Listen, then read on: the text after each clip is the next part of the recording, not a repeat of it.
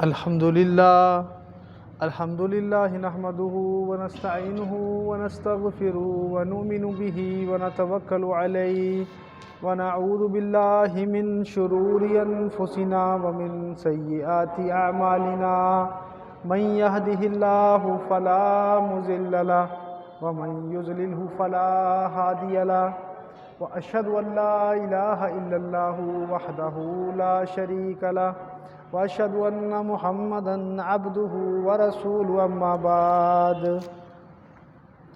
फ़इन्न खैरल हदीसी किताबुल्लाह व खैरल हदी हदी मुहम्मदिन सल्लल्लाहु अलैहि वसल्लम व शर्रल उमूरि मुहदसातुहा व कुल्ल मुहदसतिन बिदअ व कुल्ल बिदअतिन ज़लाला व कुल्ल ज़लालतिन फिन्नार।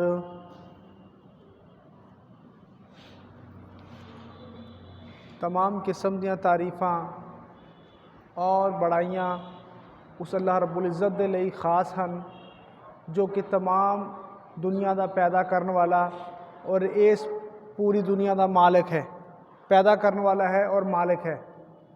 अल्लाह दी तारीफ़ तो बाद दुरूद व सलाम होन सारे नबियां दे उपर, ख़ास तौर पर साडे आखिरी नबी हज़रत मुहम्मद मुस्तफ़ा सल्लल्लाहु अलैहि वसल्लम दे उपर अल्लाह दियां रहमतां, अल्लाह दियां सलामतियां होन। काबिल एहतराम बुज़ुर्गों, दोस्तों, अज दे खुतबा जुमा दे विच मैं थोड़े सामने जिस विषय के उपर गल करन दी कोशिश करूँगा उस दा टॉपिक है कि इंसान दे किते हुए कम्मां दा दारो मदार उस दी नीयतां दे उपर है। इंसान जो भी आमाल करता है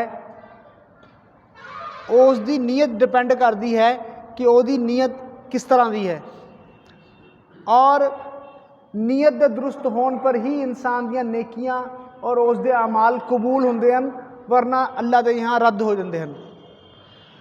दरअसल ये हदीस बयान करन तो पहला जिहड़ी मैं अज बयान करूँगा, इस हदीस नूं बयान करन तो पहला मैं ये दसना चाहना हाँ कि अल्लाह की तौफीक दे नाल हदीस दी एक मशहूर तरीन किताब है अरबईन नबवी।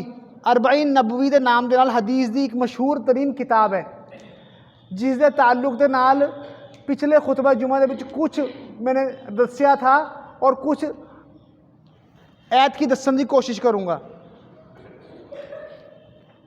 और हुण मुसलसल अल्लाह की तौफीक दे नाल अरबईन नबवी दियां हदीसां जिहड़ियां हैगियां तकरीबन 42 हदीसां ने, इन्हां दे उपर ही इंशाअल्लाह ताला खुतबा जुमा जब तक अल्लाह ने तौफीक दी चलूगा।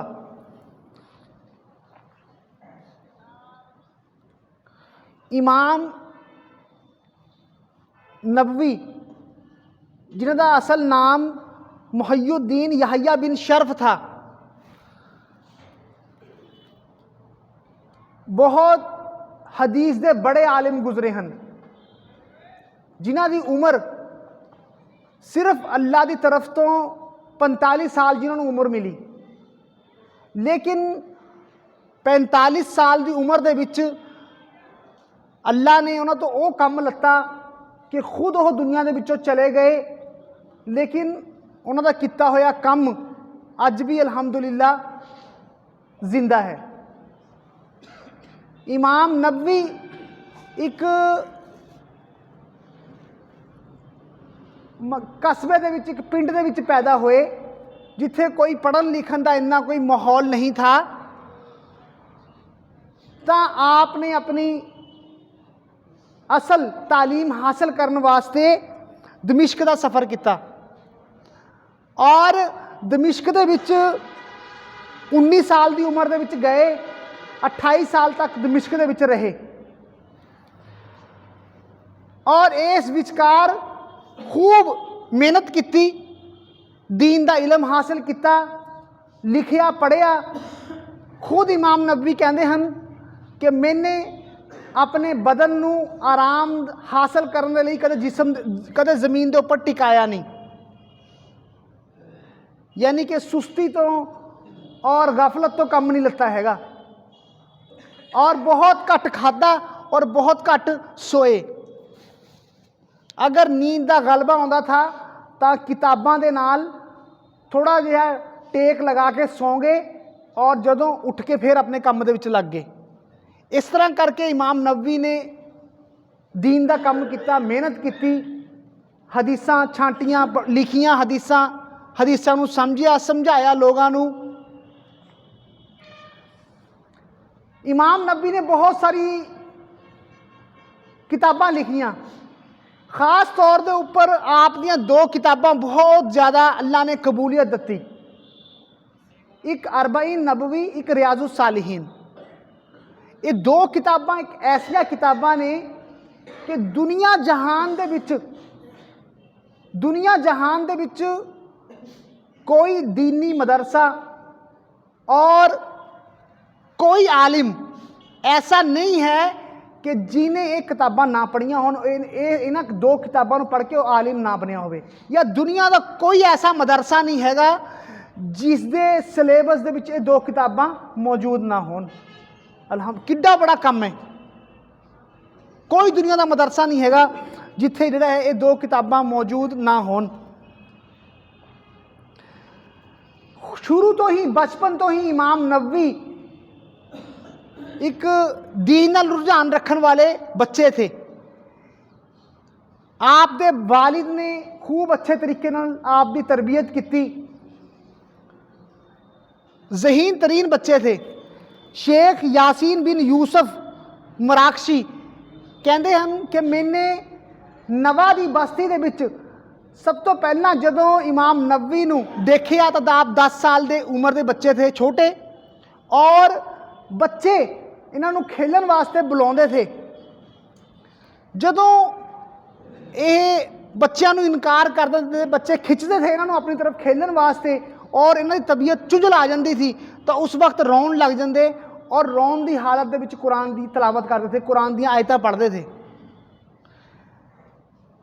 तो कहते हैं कि मैंने इन्हां दे उस्ताद नूं कहा कि इस बच्चे के उपर ध्यान देवो, खास तौर के उपर मैनू उम्मीद है कि बड़ा होके कुछ बनूगा, एक बड़ा आलिम बनूगा और लोग इस तो अपनी प्यास बुझाउणगे, लोग इस तो अपनी प्यास बुझाउणगे, अपनी जरूरियात, अपने मसाइल लोग इस तो हल करनगे।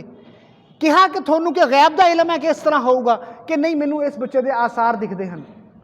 बहरहाल मुख्तसर बयान करदा, मैं ख़त्म करदा कि सिर्फ 45 साल की उम्र मिली और 45 साल की उम्र के अल्लाह ने वो अजीम तरीन काम लता कि जोड़ा हुण तक मौजूद है, चलता आ रहा है और रहंदी दुनिया तक चलूगा।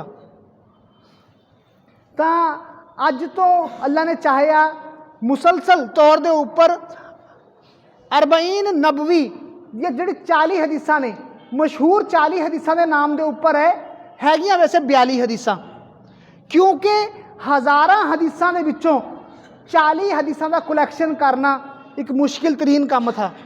बाज़ दफ़ा होंदा कि की लवे इंसान की छड्डे, तो 40 की बजाय 42 हदीसां हो गई, लेकिन मशहूर किताब जिहड़ी हैगी वो 40 हदीसां के नाम के उपर ही मशहूर है।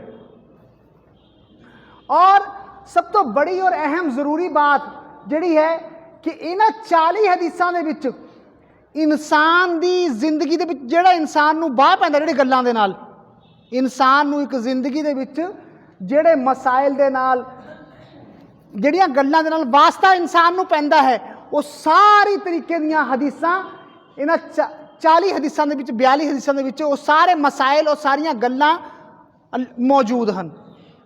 यानी कि अगर ये कहा जाए कि अरबईन नबवी दीन इस्लाम का निचोड़ है, अगर किसी ने दीन इस्लाम नूं प्रॉपर तौर के उपर समझना है तो इन्हां 40 हदीसां नूं पढ़ लवे, समझ लवे, तो हकीकत दे विच दीन इस्लाम का भरपूर इलम उसनूं हासिल होगा और खूब तर खूब वह दीन इस्लाम नूं समझ लूगा।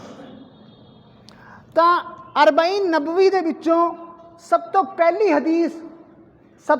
हदीस मैं थोड़े सामने बयान करन जा रहा हाँ, जिहड़ी कि हदीस है इस तरह, जिस दे रावी बयान करने वाले उमर बिन खत्ताब रज़ी अल्लाह तआला अन्हु हन। उमर बिन खत्ताब रज़ी अल्लाह तआला अन्हु ने हदीस बयान की है। वो फरमाते हैं कि मैंने अल्लाह के नबी तो सुनिया, मैंने अल्लाह के नबी तो सुनिया जेड़ा कि अल्लाह के नबी फरमाते हैं इन्नमल आमालु बिन्नियात, बेशक इंसान दे आमाल दा दारो मदार उसकी नीयतां दे उपर है। जो भी इंसान आमाल करता है दुनिया दे विच ਉਹਦੇ ਪਿੱਛੇ ਉਹਦੀ ਨੀयत ਜਿਹੜੀ है की है ਇਹਦੇ ਉੱਪਰ डिपेंड करता है। इन्नमल आमालु बिन्नियात व इन्नमा लिकुल्लि इम्रिइन मा नवा, बेशक हर इंसान वास्ते ਉਹੀ है, हर इंसान ਨੂੰ ਉਹੀ मिलूगा जो उन्हें नीयत की। तो जिस इंसान की नीयत कोशिश हिजरत की होवे अल्लाह और उसके रसूल की तरफ, तो उसकी हिजरत मन्नी जाऊगी अल्लाह और उसके रसूल की तरफ। और जिहदी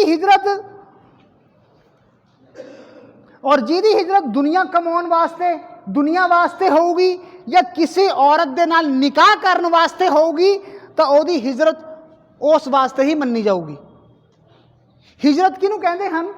हिजरत कहते हैं कि अगर दीन दे उपर अमल करन दे विच कोई दुश्वारी पेश आ रही है, किसी असी ऐसे इलाके दे विच हाँ, किसी ऐसे मुल्क दे विच हाँ जिथे दीन दे उपर अमल करन दे विच रुकावट पेश आ रही है, तो हुक्म यह है कि तुसी ऐसे इलाके नू छड्ड देवो ऐसे इलाके नू, किसी अमन वाले इलाके दे विच चले जावो जिथे तुसी दीन दे उपर बस सहूलियत अमल कर सको। इस नू हिजरत कहते हैं।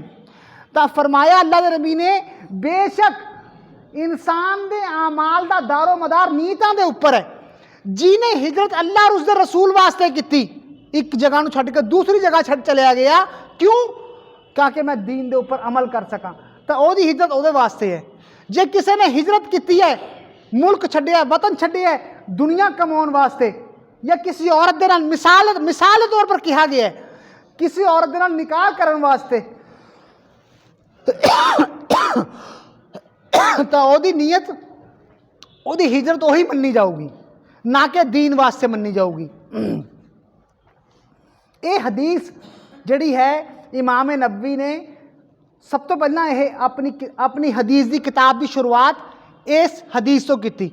और इमाम बुखारी ने, जी बुखारी मशहूर तरीन किताब है कुरान तो बाद सब तो सही तरीन किताब जी मनी जाती है बुखारी शरीफ, इमाम बुखारी ने भी अपनी हदीस की शुरुआत, हदीस की किताब की शुरुआत यही हदीस तो की कि पढ़न तो पहला, पढ़ाउण तो पहला पढ़न वाले भी और पढ़ाउण वाले भी अपनी नीयतां दा जायज़ा लैन। क्यों पढ़ रहे हैं, क्यों पढ़ा रहे हैं? क्या पढ़न पढ़ाउण पिछे कोई दुनियावी मकसद है कि अपने आप नू आलिम कहलवाना मकसद है, या फिर जिहड़े पढ़ रहे हैं वो क्यों पढ़ रहे हैं? क्या वो पढ़ के कोई होर मकसद हासिल करना चाहते हैं या अल्लाह की रज़ा हासिल करना चाहते हैं? तो शुरुआत किसों की? यही हदीस तो की। और इस हदीस के ताल्लुक दे नाल, इस दी अहमियत के ताल्लुक दे नाल ये गल कही जाती है कि दीन दे उसूल, इस्लाम दे जिहड़े उसूल ने, बुनियादी उसूलों के विचों ये हदीस आउंदी है। उसूल ही सारा कुछ हुंदा है। उसूल किनू कहते हैं? उसूल कहते हैं जड़ नू। उसूल किसनू कहते हैं? उसूल जड़ नू कहते हैं, बुनियाद नू। दरख्त की जड़ हुंदी है, अगर दरख्त की जड़ मजबूत है तो ऊपर दरख्त भी बेहतर होगा, फल भी बेहतर होंगे। इस तरह ये हदीस दीन के उसूलों के विचों एक उसूल है, जड़ है, जड़ की हैसियत रखती है। कुरान पाक दे विच फरमाया गया कि अलम तारा कैफा ज़रबल्लाहु मसलन कलीमतन तय्यबतन, कि तुसी देखिया अल्लाह ने एक मिसाल बयान की। कुरान कह रहा है ए लोगो कि तुसी देखिया अल्लाह ने एक मिसाल बयान की। काली मिसाल? कलीमतन तय्यबतन, पाक कलमा, पाक कही हुई गल, मूँह के विचों निकली हुई गल, पाक गल। ओदी मिसाल किस तरह है? पाक गल की मिसाल किस तरह है? कशजरतिन तय्यबतिन, पाक दरख्त की तरह। ऐसा दरख्त ਜਿਹਦੀਆਂ ਜੜ੍ਹਾਂ ਧਰਤੀ ਦੇ ਵਿੱਚ ਮਜ਼ਬੂਤ ਹਨ ਔਰ ਉਹਦੀਆਂ ਸ਼ਾਖਾਂ ਆਸਮਾਨਾਂ ਦੇ ਵਿੱਚ, ਉਹਦੀਆਂ ਟਹਿਣੀਆਂ ਆਸਮਾਨਾਂ ਦੇ ਵਿੱਚ ਫੈਲੀਆਂ ਹੋਈਆਂ ਹਨ। ਔਰ ਤੁਉਤੀ ਉਕਲਹਾ, ਉਹ ਆਪਣਾ ਫਲ ਦਿੰਦਾ ਹੈ, ਹਰ ਵਕਤ ਆਪਣਾ ਫਲ ਦਿੰਦਾ ਹੈ। ਐਸਾ ਦਰਖਤ ਹਰ ਵਕਤ ਆਪਣਾ ਫਲ ਦਿੰਦਾ ਹੈ ਆਪਣੇ ਰੱਬ ਦੇ ਹੁਕਮ ਦੇ ਨਾਲ। अल्लाह मिसालां बयान करता है लोगों वास्ते ताकि लोग नसीहत हासिल करन, ताकि लोग नसीहत हासिल करन।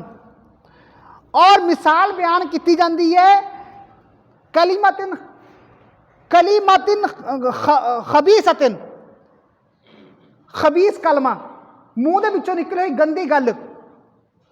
खबीस कलमे की मिसाल किस तरह है? दरख्त की तरह। केड़ा दरख्त? ਜਿਹੜਾ कि जमीन तो उखाड़ दिता गया। पाक कलमे की मिसाल किस तरह है? ऐसा दरख्त जिसदियां जड़ां जमीन दे विच न। और खबीस कलमे की मिसाल किस तरह है? ऐसा दरख्त जिन्हों जमीन तो उखाड़ दिता गया,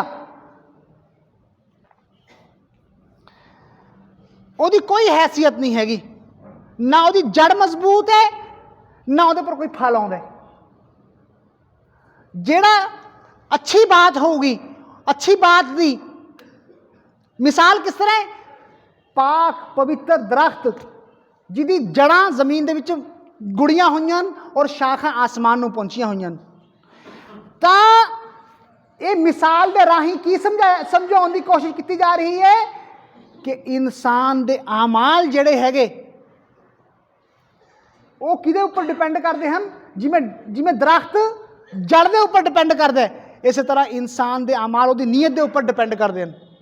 अगर इंसान की नीयत दुरुस्त होगी, जिन्नी ज़्यादा इंसान की नीयत दुरुस्त होगी उन्ना ही ज़्यादा जिमें दरख्त के उपर फल लगता है,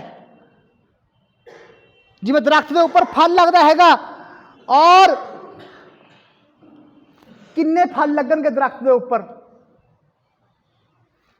किन्ना फुलू फलूगा ये दरख्त, ये डिपेंड किहदे उपर करता है? जड़ दे उपर। इस तरह इंसान जिहड़े अमाल करता है किन्ने कबूल होणगे, किन्ने फुलन फलणगे, ये डिपेंड किहदे उपर करता है? इंसान की नीयत के उपर। नीयत इंसान की किस तरह की हैगी? इंसान के अमाल दो तरह के इंसान के अमाल हुंदे हन। दो तरह के इंसान के अमाल हुंदे हन। एक वो अमल जिहड़ा इंसान अल्लाह वास्ते करता है, या फिर दूसरा अमल जिहड़ा हैगा इंसान कोई दुनियावी मकसद और दुनियावी फ़ायदा हासिल करने वास्ते करता है। इंसान का कोई भी अमल नीयत तो खाली नहीं हुंदा। पहला इंसान नीयत करता है, फिर उहदे उपर अमल करता है। कोई भी अमल इंसान का नीयत तो खाली नहीं हुंदा हैगा। और इस तरह की मिसाल कुरान पाक दे विच भी दती गई। फरमाया गया वयुतइमून अत्ताअम अला हुब्बिही मिस्कीनन व यतीमन व असीरा इन्नमा नुतिमुकुम लिवजहिल्लाहि ला नुरीदु मिनकुम जज़ाअन वला शुकूरा।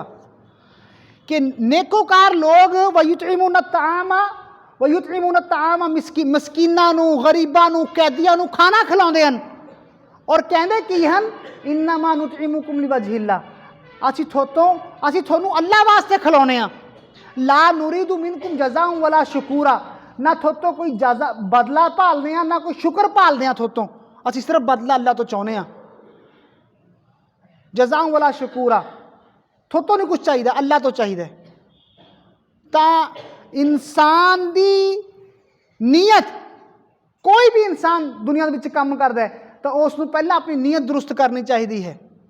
नीयत के उपर ही अल्लाह के फैसले होंगे हैं सारे। और हदीस कुदसी है, अल्लाह पाक का फरमान है, बेशक मैं बेपरवाह हाँ, बेनियाज हाँ शिरक तो। कोई इंसान ऐसा अमल करता है, अल्लाह वास्ते भी करता है, दुनिया में भी दिखाता है, मैं अल्लाह वास्ते भी करदा, मैं दुनिया तो बदला भी चाहना, तो अल्लाह पाक कहता मैं ऐसे अमल तो बेपरवाह, मैं छड़ देना, मैं ऐसे मेरे को कबूल नहीं हुंदा ऐसा अमल। अल्लाह सिर्फ उस अमल नूं करदा कबूल जिहड़ा सिर्फ अल्लाह दे लई कीता जावे।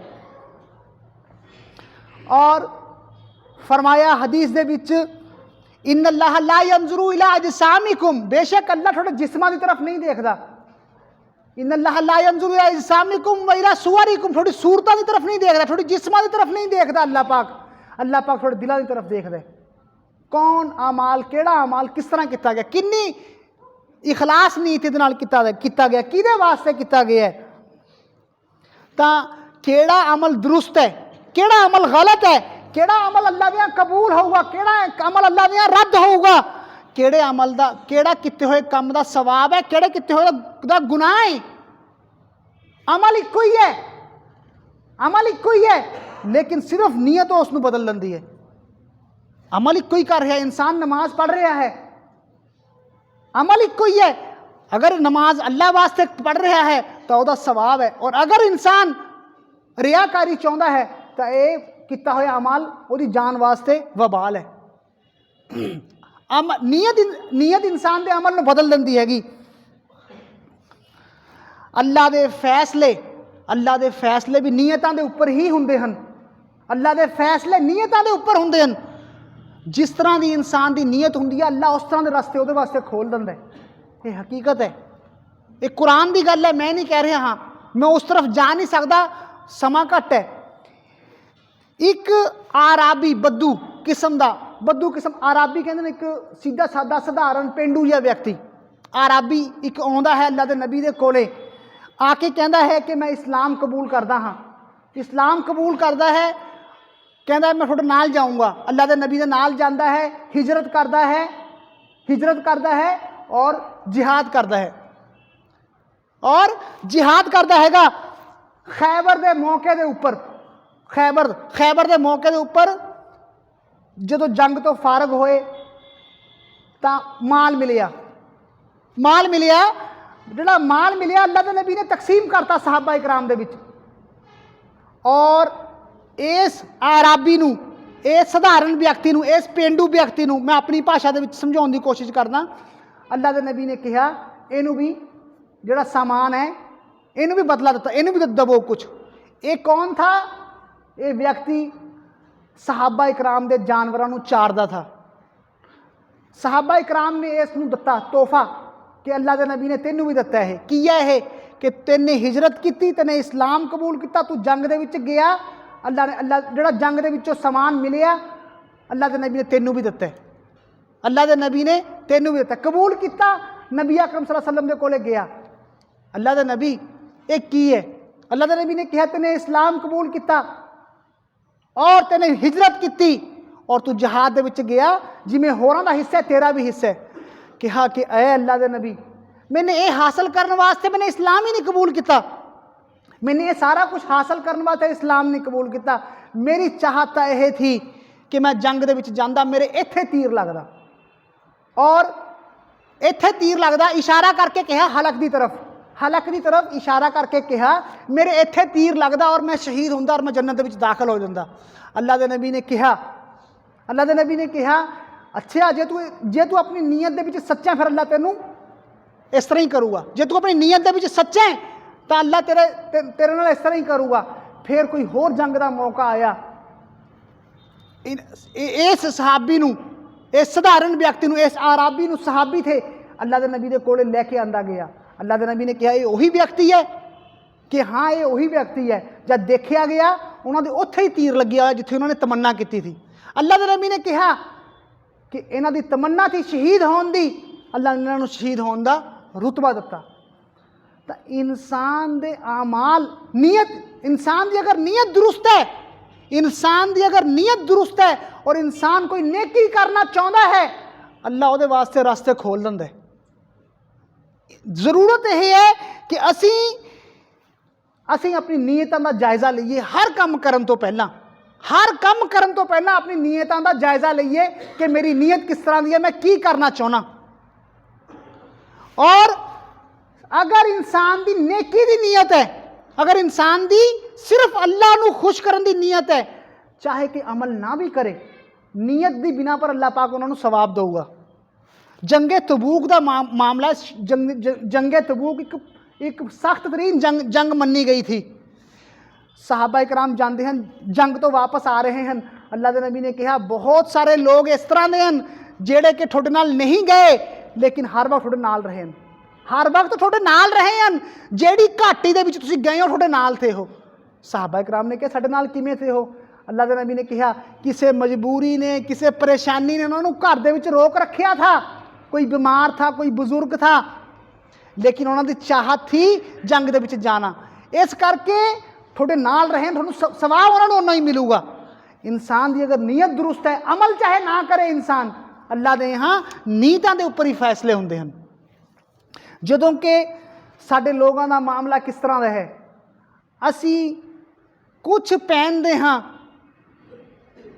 असी कुछ खरीदते हाँ, कोई मोबाइल खरीदा है, कोई अच्छा कपड़ा खरीदा है, कोई अच्छे जूते खरीदा है ना जी, और कोई अच्छी गाड़ी खरीदा हैगा, ऊंचे मॉडल की गाड़ी।